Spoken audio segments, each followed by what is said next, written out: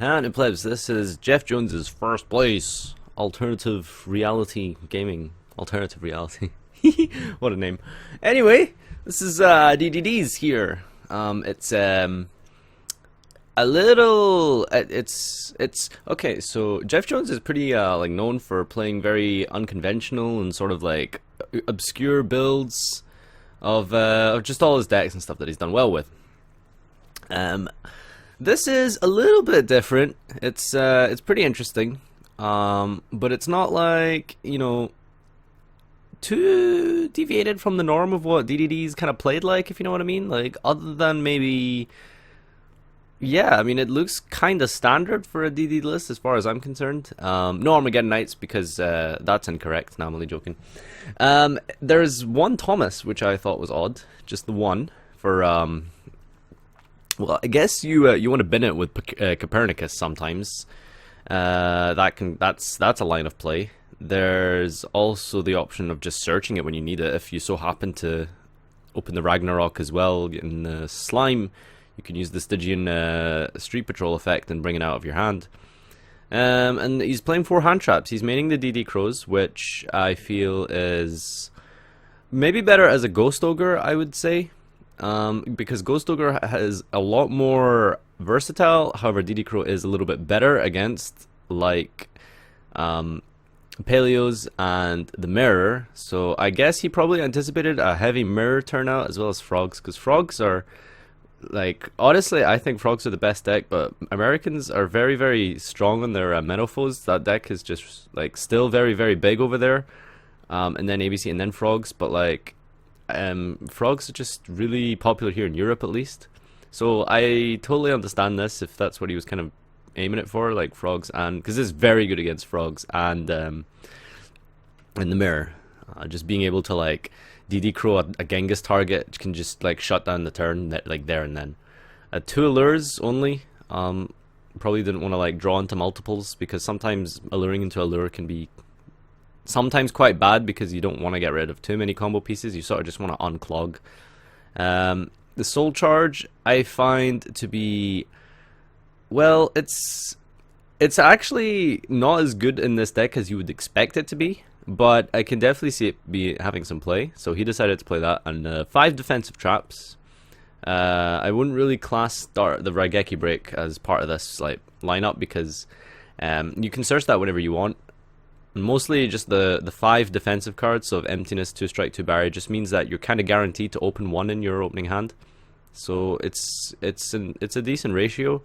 Although I personally would have just preferred to just just went all in with like 3D Barrier and like maybe just cut the strikes or something. And yeah, the searchable Raigeki Break is really good just because it's searchable. So just being able to like get this if you already have the gate is really strong. Just Kepler having another extra target, if you find that you don't need the Miracle Fusion, because that doesn't come up like in every combo, needing the Miracle Fusion if you already opened the gate. His extra deck is there's a couple of really interesting choices here. So he is playing the Beowulf, and it's mostly just because not for the piercing damage effect, but because it's a fusible level 8. So that lets you go into 38 in Kali Yuga. Playing the 7 for the synchro plays, because it's very important that you get into level 8. 2 Genghis. I guess he felt that the 3rd Genghis wasn't very important. Personally, I've never needed to go into the 3rd Genghis, but in games where you're going back and forth a lot, and when you go second, or when you are setting up for your second turn as well, the 3rd Genghis can come up quite a lot there. And it's one of those cards where it's either really good or just like the worst thing ever when you don't have it. So it's fine when you're at 2, but like when you miss the 3rd one, you really miss it, is what I'm saying. And he chose to go with the Trishula here. I thought that not including a rank 6 honestly it's kind of understandable with this build, because he's choosing, you know, not to play like Armageddon Knights. But having that extra disruption is really good. I also really like the Nosferatu rank 6. I think that's really good as well. But just Beatrice is just really strong, even if you're not playing like the disruption like Farfa and Zephyros. Just means that you can like extend your plays with putting a Necro Slime into your grave or another Lamia if you need to. Crystal Wings is pretty much a staple. The Archfiend is a bit of a going second card, so you can kind of just game people with this. Siegfried, of course, Omega. I've personally never really found the need for going into a level 8 other than Siegfried.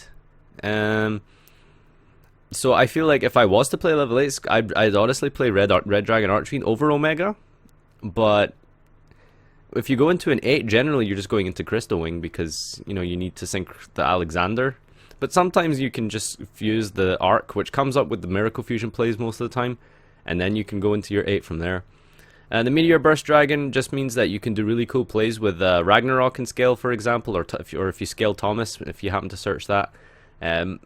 That's why he's here. And I guess the Battle Phase effect can maybe come up sometimes against like Paleo, perhaps, but generally it's for the summoning of the scale effect. So you can like, if you have like, I mean they're all hard once per turn clauses, but like if you do happen to like need to like synchro or something, you can just put like Copernicus or Kepler into your scale, even if you've already like summoned it. It just means that you can special them out and then like go into Formula or Librarian, or generally you're just going to summon at the Thomas or the Ragnarok. However, that's the line of play you do with the Meteor Burst Dragon. TG Hyper Librarian. I've seen a lot of people play this. I've personally never tested it. I've honestly never even seen the combinations and interactions it does. But I would assume that it's quite decently extensive since, well, if you're choosing to play TG Hyper Librarian in a deck that doesn't particularly synchro too much, well, I think there's quite a decent amount of line of plays here.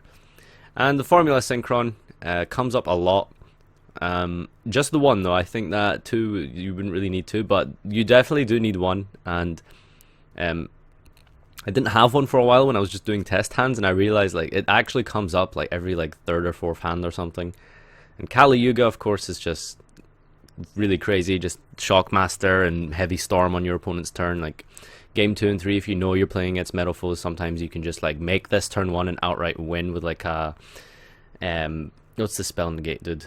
Siegfried. So if you have like Siegfried and like Kali Yuga turn 1, which you can do pretty easily, that in itself just can win you the game against Metal Foes. And then there's 38 as well, which is just has an all-round good matchup against everything. The side deck I thought was interesting. He's playing Fossil Dyna. You can generally just combo off really well with this deck.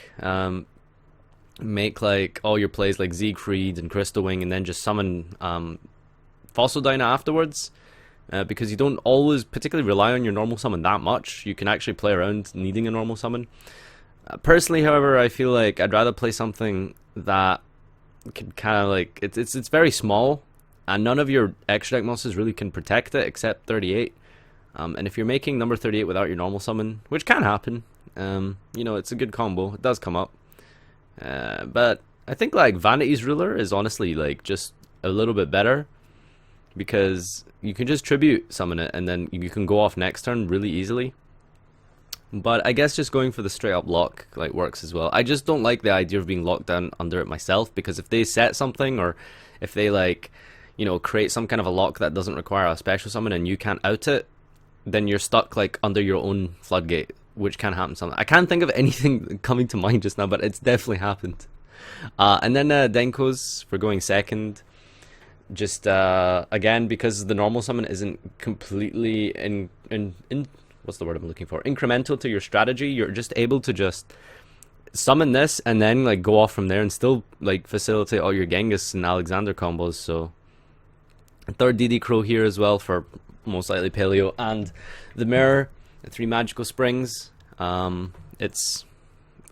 This thing was hyped up like a lot back in the day when Pendulums was first like coming out, and it's funny how like that didn't really get played, but it's got some plays now, and it's a decent choice I think for going against Metal Foes, and quick play is just really huge honestly. The system downs for ABC and the board wipes for most likely heroes and just anything that can make Darklaw, because this deck cannot play through like Darklaw like at all. And generally if your deck makes Darklaw, it has a trap or something else to protect the Darklaw, so like yeah, you can't really like play through like Dark Claw. I'm going to go on a limb here and say he just played this for like heroes. There's a lot of other matchups where it's good against as well, but generally, like, oh my god, like just staring down a Dark Claw in this deck is fucking soul destroying. But yeah, this has been a bit of a longer one because I really like this deck. It's one of my favorite decks that I've like picked up in quite a while, so I just enjoyed it a lot.